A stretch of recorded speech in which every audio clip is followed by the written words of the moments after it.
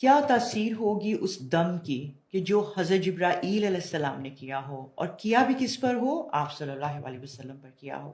جی ہاں، ایک دفعہ آپ صلی اللہ علیہ وسلم کی طبیعت کچھ ناساز تھی، حضرت جبرائیل علیہ السلام تشریف لائے، انہوں نے کہا کہ یا رسول اللہ آپ کچھ بیمار ہیں؟ انہوں نے کہا کہ ہاں۔ تو انہوں نے کیا الفاظ ادا کیے، انہوں نے کس طرح آپ صلی اللہ علیہ وسلم پر دم کیا، ایک نہایت خوبصورت ایک دم ہے جو ہم سب کو سیکھنا چاہیے، اور جب ہم بیمار ہوں، ہمارے پیارے بیمار ہوں، ہمارے بچے بیمار ہوں، ہمیں وہ کرنا چاہیے۔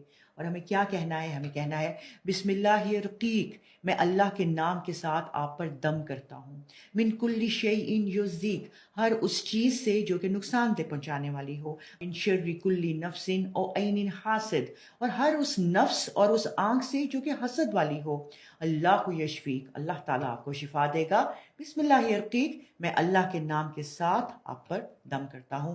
آئیے ہم سب اس کو سیکھتے ہیں، بہت ہی کرامت اور بہت ہی خوبصورت یہ دم ہے، یہ دعا ہے۔